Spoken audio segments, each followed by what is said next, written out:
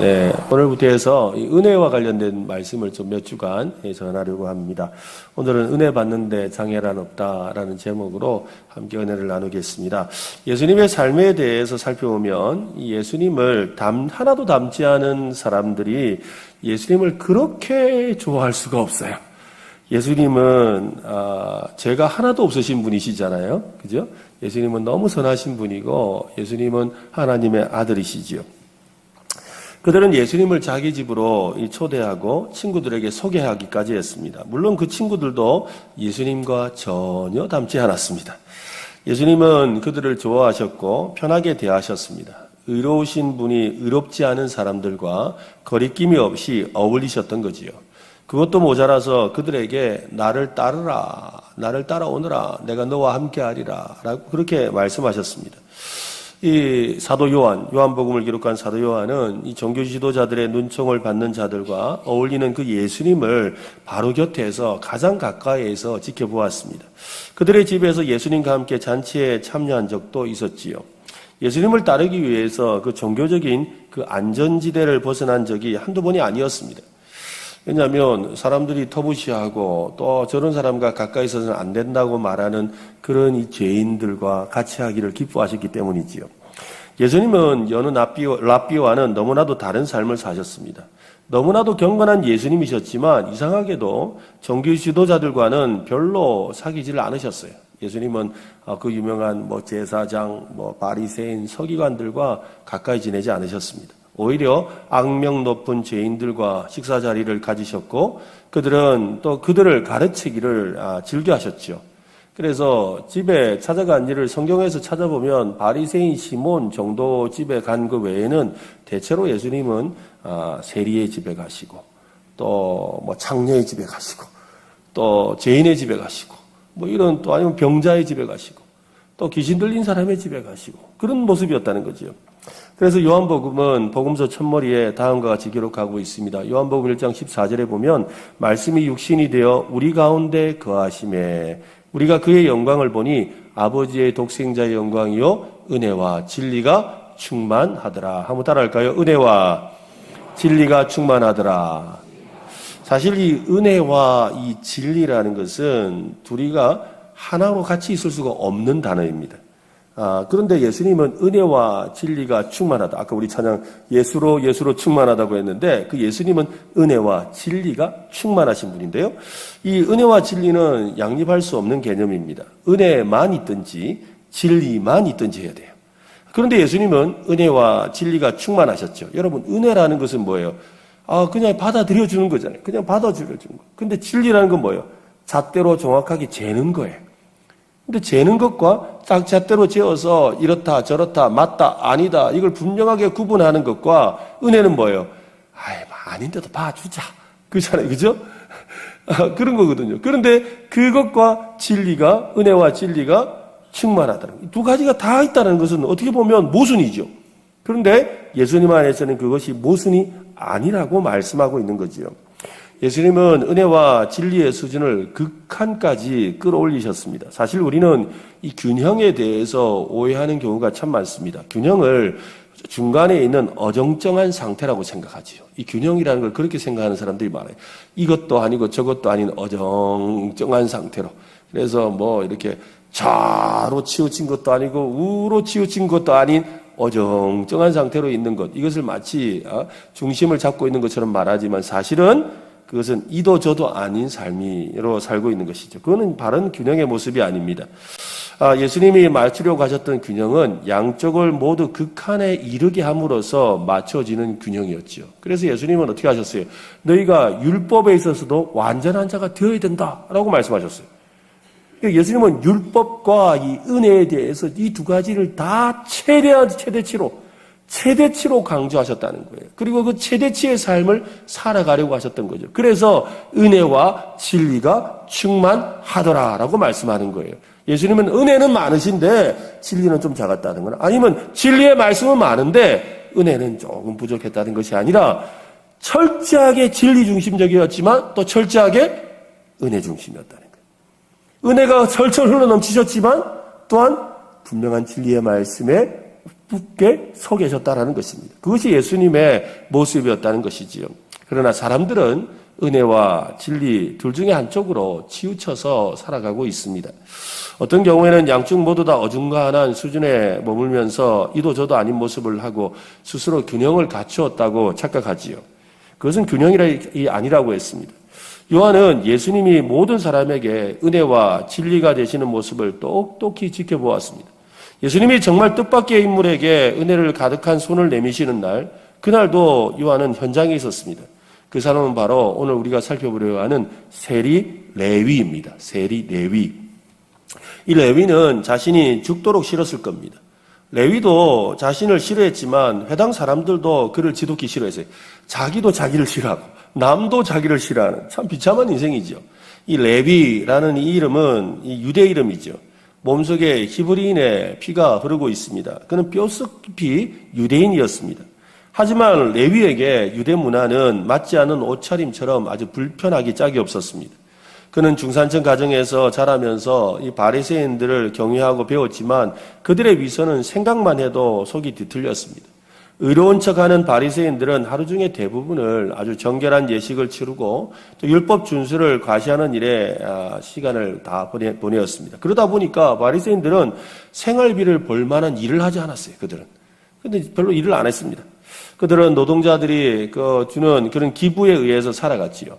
실제로 지금도 얼마 전에 제가 한번 유튜브에서 어떤 영상을 하나 봤는데 이 예루살렘의 이 거리를 이렇게 관광하는 이제 그런 내용이었는데 그 중에 이 가이드가 데리고 어디를 가느냐면 그 유대인들의 아주 오늘날로 치면 옛날로 치면 바리새인과 같은 이들이 사는 그 지역을 데려가더라고요. 그곳에 가니까 정말로 율법대로 살더라고요. 근데 그 안에서 보면 어려서부터 이 바리새인으로 키워지는 이 사람들에 대한 이야기를 소개해 주더라고요.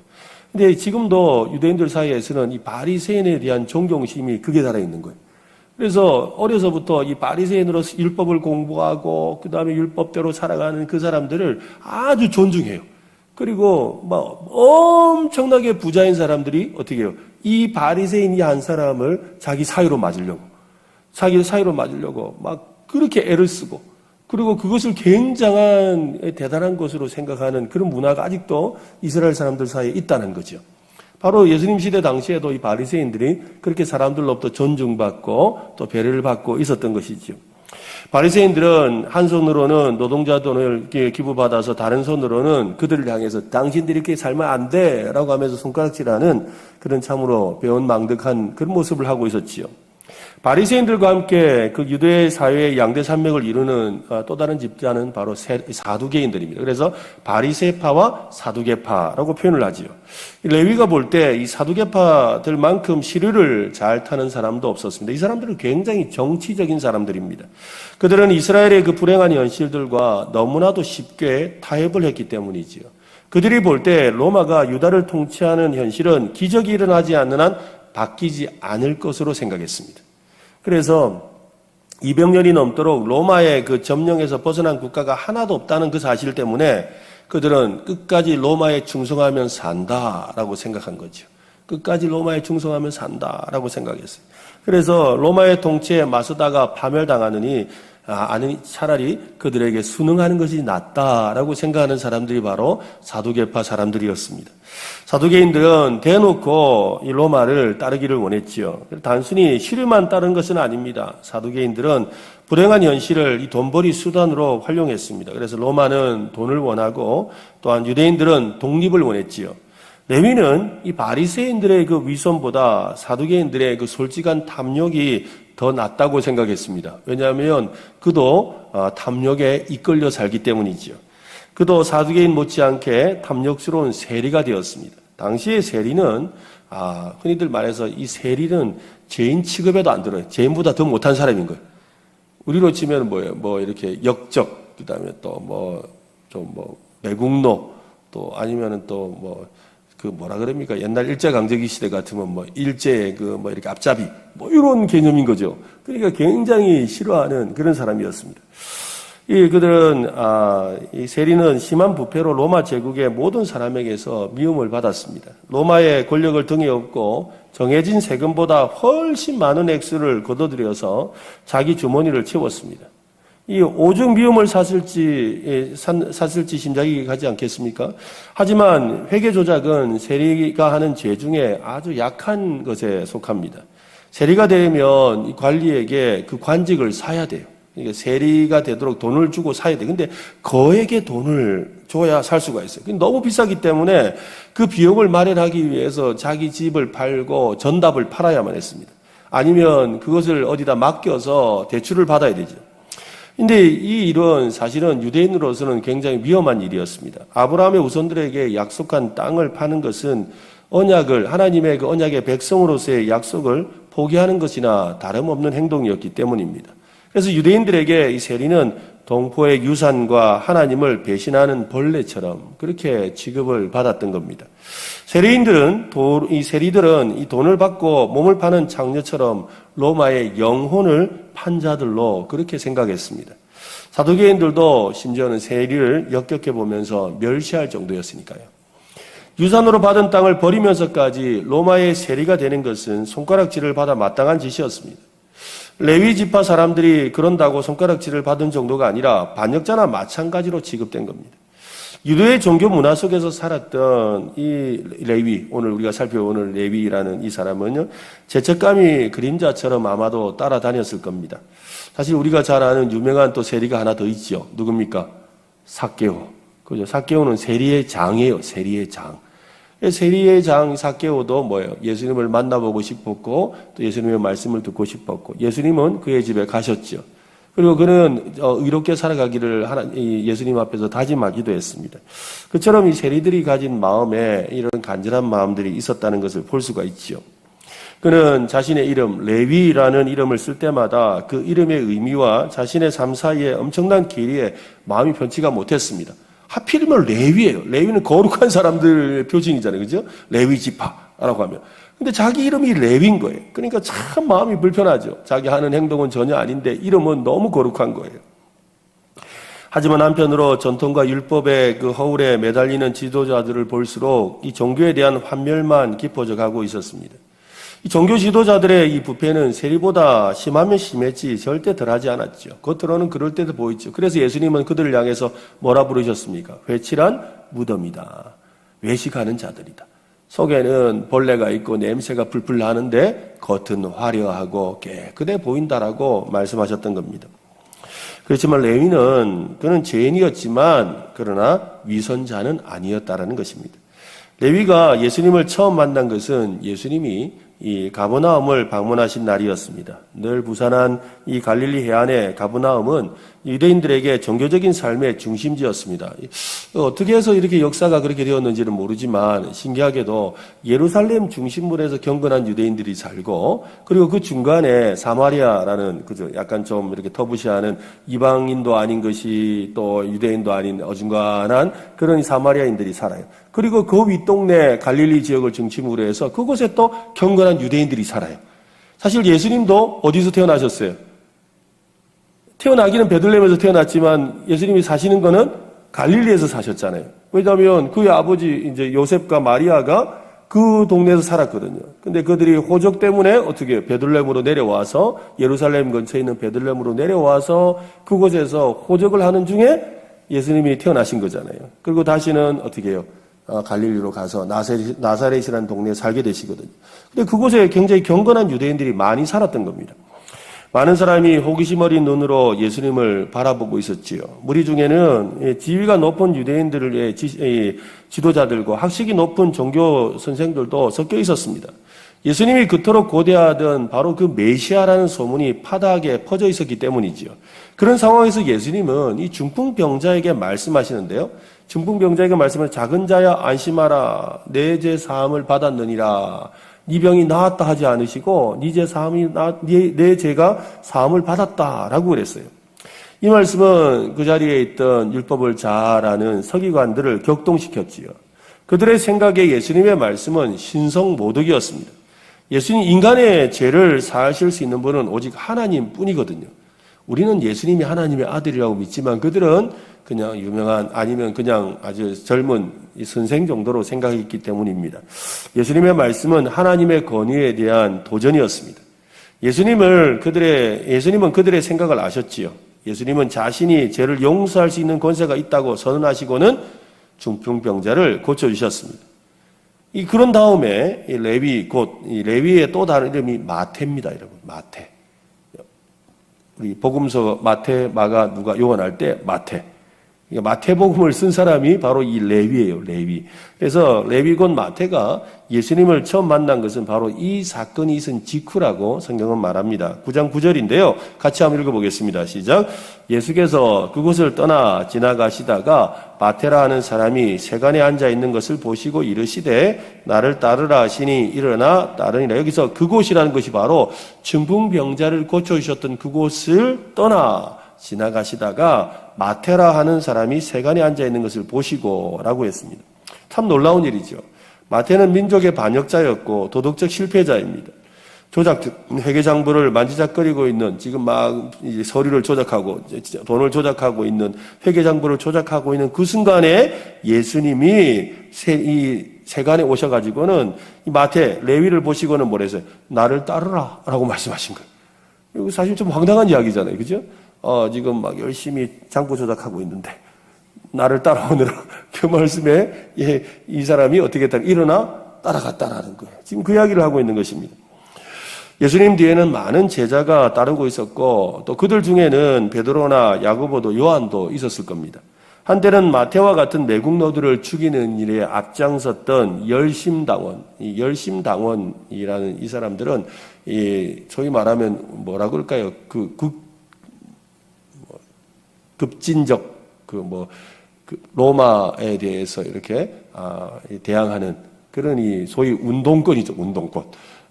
그리고 또 아주 급진적인 사람들이에요. 그런데 그 급진적인 그 열심당원이었던 시몬도 예수님의 제자거든요. 예수님의 젤로 땅이라고 하는 이 예수님의 제자 중에 젤로 땅이라는 그 시몬이 있었습니다. 그도 아마 있었을 겁니다. 그러니까는 예수님의 제자들의 면면을 보면 참 조합이 다양해요. 어부도 있고, 그죠? 또 세리도 있고, 그 세리 잡아 죽이려는 열심당원도 있고, 참 다양한 사람들이 모여 있는 거예요. 그들이 다 이렇게 모여서 같이 예수님의 제자로 살아가고 있는 아름다운 공동체를 만들어진 거죠. 그런 상황에서 예수님은 마태를 보시고 나를 따르라 라고 하셨습니다. 마태는 복음서를 기록한 사람입니다. 그런데 마태의 복음서는 마가복음이나 누가복음과는 달리 마태복음 1장 1절이 뭘로 시작합니까? 예수님의 족보에 대한 이야기가 나와요. 예수님의 족보. 특별히 아브라함의 후손에 통한 예수님의 족보가 나오는데요. 아브라함과 다윗의 자손 예수 그리스도의 계보라. 아브라함이 이삭을 낳고 이삭은 야곱을 낳고 야곱은 유다와 그의 형제들을 낳고 유다는 다말에게서 베레스와 세라를 낳고 라고 이렇게 계속해서 이 족보에 대한 이야기를 하고 있습니다. 마태가 이 족보를 기록한 이유는 여러분 무엇일까요? 구약의 그 예언에 따르면 예수님은 아브라함의 후손으로 야곱의 가문에서 태어나야 하고 다윗의 자손이어야 한다는 것입니다. 사실 이 마태복음을 가만히 읽어보면 마태복음은 흔히들 유대인을 위한 복음서라고 합니다. 그래서 이 구약에 대한 성경 말씀의 인용이 굉장히 많이 나오고요. 또 유대인들이 이해할 수 있는 그런 단어와 언어들을 많이 사용하고 있습니다. 그런 점에서 본다면 이 세리였던 마태는 비록 행실은 그죠? 로마를 위해서 또 자기 탐욕을 위해서 일하였지만 성경의 만큼은 누구보다 잘 아는 사람이기도 했어요.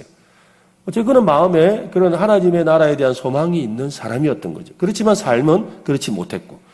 근데 그가 예수님을 만났던 것이죠. 그리고 예수님을 만나고 나서 예수님이 바로 아브라함의 후손으로 야곱의 가문에서 태어나야 했고 다윗의 자손이었다는 걸 알게 되었습니다. 그래서 그가 깨달은 것을 예수님의 족보를 통해 알려주려고 했던 것입니다. 그런데 마태가 기록한 이 족보가 갖는 의미는 그것만 있는 건 아닙니다. 사실 마태가 기록한 이 족보에는 상당히 특이한 내용이 좀 나옵니다.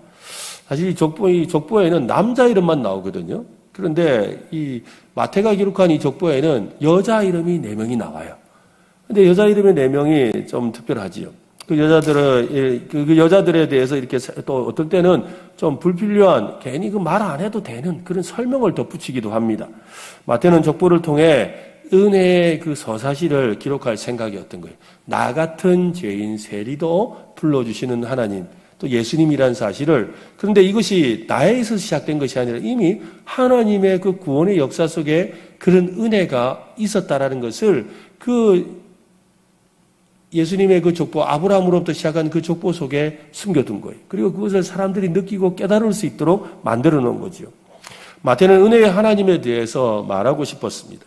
당시 종교 지도자들이 생각했던 신과는 전혀 다른 하나님, 유대인뿐만 아니라 이방인도 사랑하시는 하나님, 또 극악무도한 죄도 용서하시는 하나님에 대해서 그 말해주고 싶었던 거지요. 그는 무엇보다 은혜의 대상이 되리라고 생각할 수 없는 뜻밖의 인물들을 이 족보에 수록해서 그들에게 은혜를 베푸시는 하나님에 관해서 말해주었던 겁니다. 왜냐하면 바로 자신이 그런 뜻밖의 인물이기 때문이죠. 그는 사람들로부터 손가락질 받고 멸시당하고 무시당하는 죄인 세리였기 때문입니다. 사실 고대의 이 역사들을 가만히 보면 우리도 마찬가지지만 부끄러운 것은 덮어두려고 하고 또 미화하려고 하는 것이 우리의 목적이고 또 잘난 사람들만 소개하려고 하지요.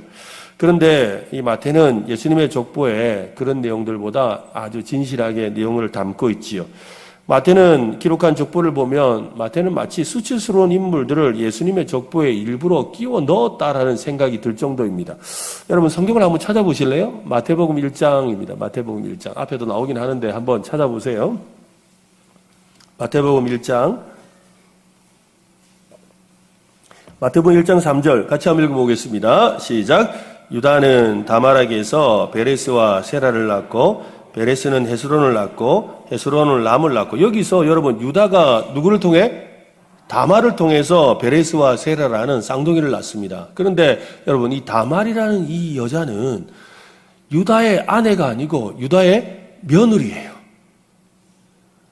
유다의 며느리예요.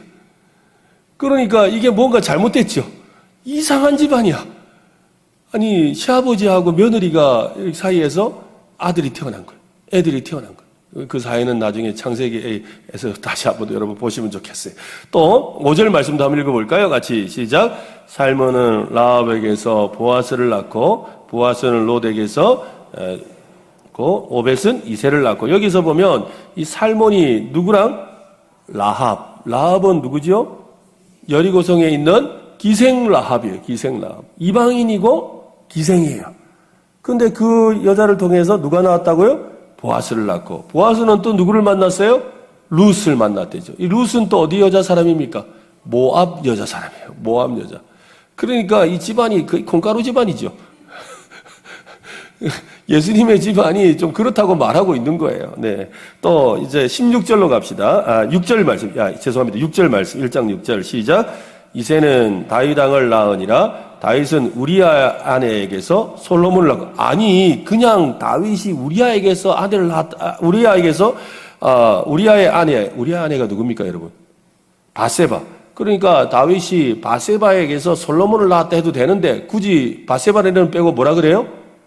우리아의 아내에게서라는 말을 통해 뭘 말하고 싶은 거예요? 다윗 그놈이 되게 나쁜 놈이라는 거예요. 우리는 다윗 하면 대단한 사람으로 생각하는데 마태는 지금 어떻게 하고 있는 거예요? 다윗 그놈 되게 나쁜 놈이라는 거예요. 왜? 남의 아내에게서 지금 그러니까 소위 뭐 한 거예요? 간음죄를 지었다는 걸 이렇게 표현하고 있는 거죠. 남의 아내에게서 아들을 낳았다라고 표현했으니 아주 나쁜 사람인 거예요. 전혀 뜻밖의 다른 이야기를 하고 있잖아요. 와 존경스럽고 대단하고 뭔가 흠이 없을 것 같은 다윗 왕이 아니라 뭐야 이거 누구한테서 애를 낳았다고? 이러면서 생각하게 만드는 거죠. 또 16절입니다. 같이 시작.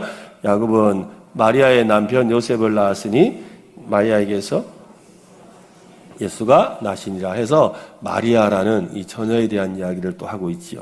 마태는 라합과 룻을 통해서 메시아의 혈통이 이방인의 피로 얼룩졌다라는 사실을 분명히 하지요. 하지만 그 사실이야말로 마태의 이야기에서 절대 빠질 수 없는 중요한 이야기입니다. 사실 유대인들은 혈통을 굉장히 중요하게 생각했죠. 그래서 요한복음에 보면 이는 혈통으로나 육정으로나 해서 혈통을 너무 중요하게 생각해요. 내 아버지가 유대인이기 때문에 나는 유대인이고 나는 그래서 구원을 받았다고 생각했거든요. 그런데 이 혈통이 내 조상이 이방인이다라고 표현을 하는 거예요. 그렇게 이야기를 하고 계시는 거죠. 그 사실은 마태의 이야기에서 절대 빠질 수 없는 중요한 이야기입니다. 하나님의 은혜는 이방 여자에게도 차별 없이 미친다는 것을 말하고 싶었던 것입니다. 마태가 기록한 족보에는 다말과 우리아의 아내와 같은 불미스러운 일에 얽혀있는 사람들의 스캔들까지 들춰내지요. 마태가 하고 싶었던 말은 분명합니다. 메시아의 계보가 깨끗하지만은 않았다라는 것입니다. 예수님의 조상에는 거짓말쟁이, 또 살인자, 노예 상인, 가늠한 여자, 창녀들도 있었습니다. 마태가 그들을 떠올리면서 속으로 아마도 미소 짓지 않았을까요? 아이고, 그에 비하면 나는 좀 낫다. 혹시 그러지 않았을까요? 아이고, 그보단 낫네. 라고 생각할 수도 있었다는 거죠. 예수님은 자기 의에 물들어 있는 사람들의 그 완고한 생각을 깨뜨리고 수치로 어쩔 줄 몰라하는 사람들에게 돌아올 길을 보여주기 위해서 이 땅에 오셨죠. 사실은 예수님이 이 땅에 오신 목적은 뭐예요? 그런 죄인들, 정말 부끄러운 자들, 또 부끄러워서 고개를 들지 못하는 사람들, 남에게선 또 자랑할 수 없는 그런 삶을 살아가는 그들을 위해서 이 땅에 오셨다는 것입니다. 예수님을 만나기 전에 레위도 돌아올 길을 절실히 찾고 있었지요. 나를 따르라는 그 예수님의 말씀을 듣자 레위는 두 번 다시 생각하지도 않고 자리를 박차고 일어났습니다. 심지어 예수님은 마태의 집에 가셔서 함께 식사도 하셨습니다. 마태의 집은 동료 세리들과 죄인들로 북적였죠. 그러니까 그래서 이 마태가 친구들을 불렀는데 친구들이 다 누구예요? 세리들. 다 고만고만한 사람들이 오는 거죠. 그래서 그런 친구들을 불러가지고 예수님과 함께 식사를 한 거예요. 예수님과 제자들은 종교적으로 또 사회적으로 버림받은 그들과 함께 웃고 떠들면서 이 마태의 음식을 먹고 그의 포도주를 마셨습니다. 의로우신 예수님의 그 불의한 자들과 한 지붕 아래서 어깨를 부딪히면서 음식을 즐기셨던 겁니다. 그날 마태의 집은 은혜의 장소로 바뀌었지요. 비록 잠깐이지만 그날만큼은 마태의 집이 예루살렘 성전보다 아마 더 성전다웠을 겁니다.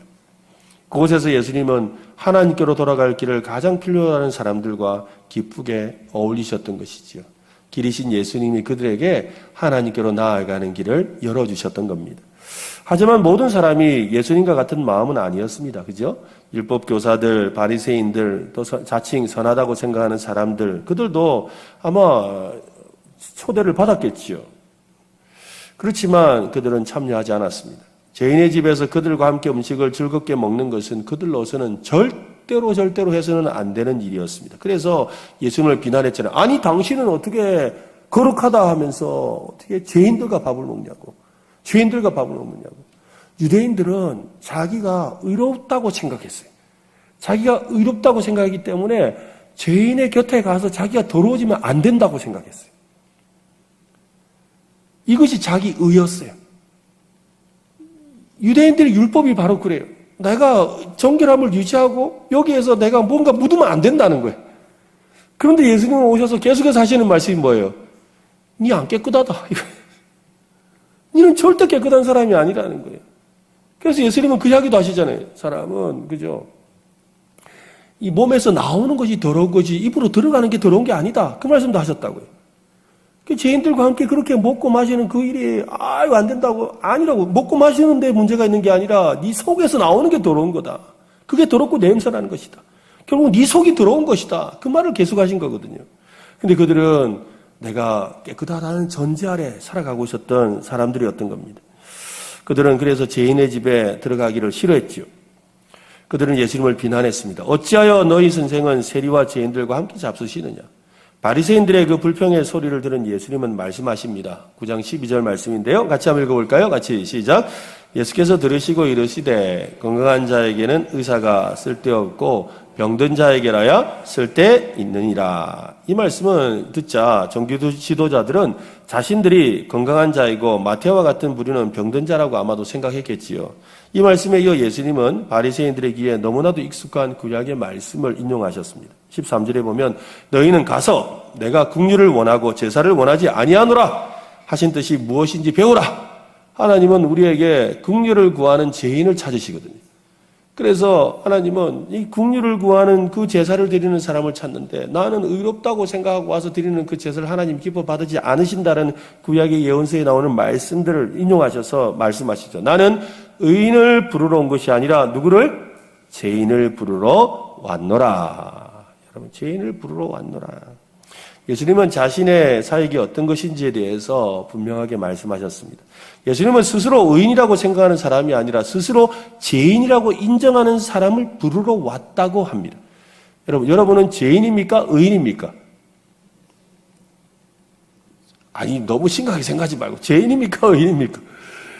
죄인이라고 말하면서도 그저 속은 의인이라고 생각하죠.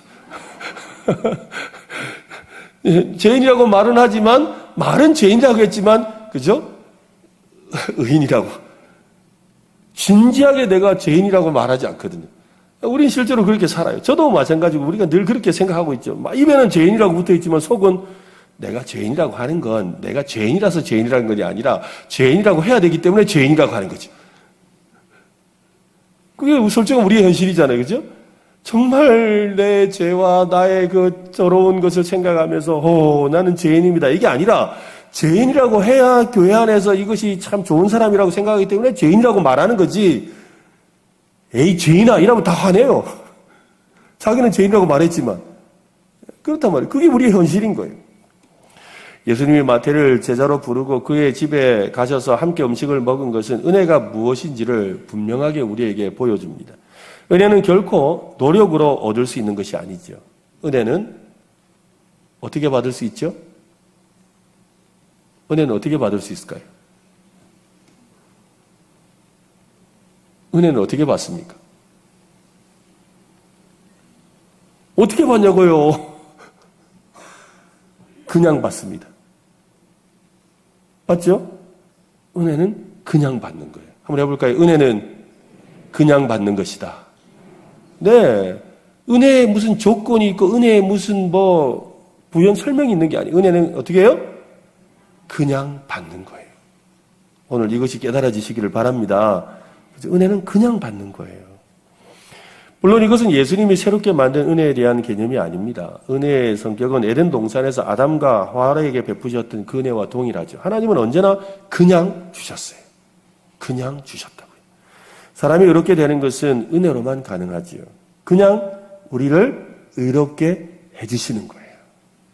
우리를 그냥 불러서 구원해 주신 거예요.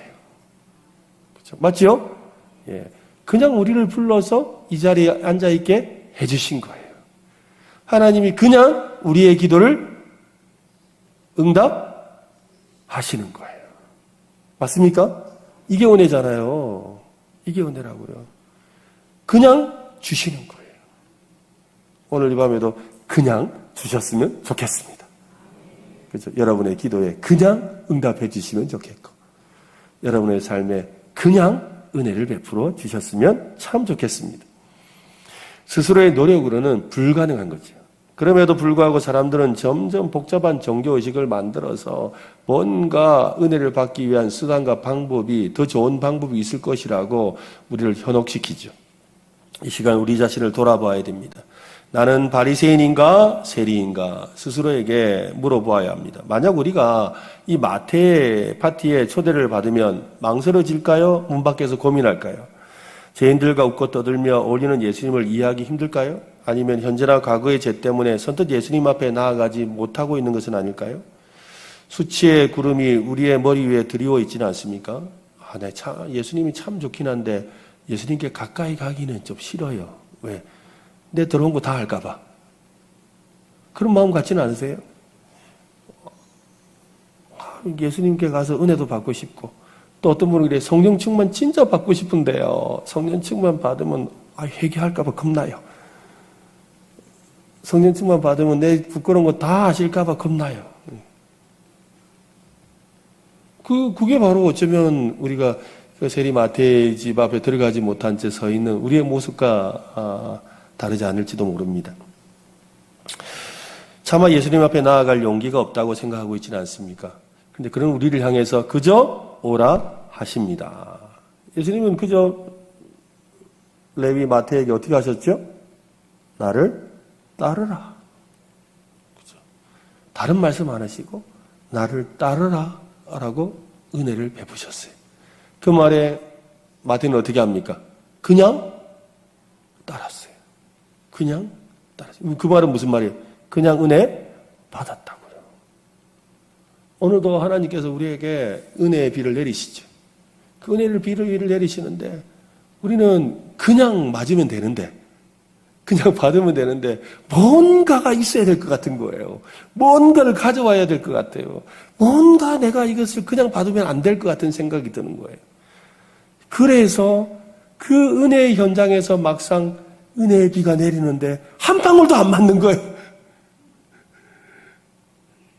그런 경우들이 얼마나 많은지 몰라요.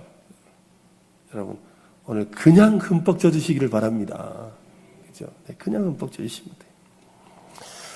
어떤 경우든 상관없습니다. 우리 속에는 두 가지 모습이 모두 조금씩 있습니다. 마태는 우리에게 이렇게 말합니다. 그렇더라도 상관없다. 은혜를 받는데 그런 것은 아무런 장애가 되지 않는다.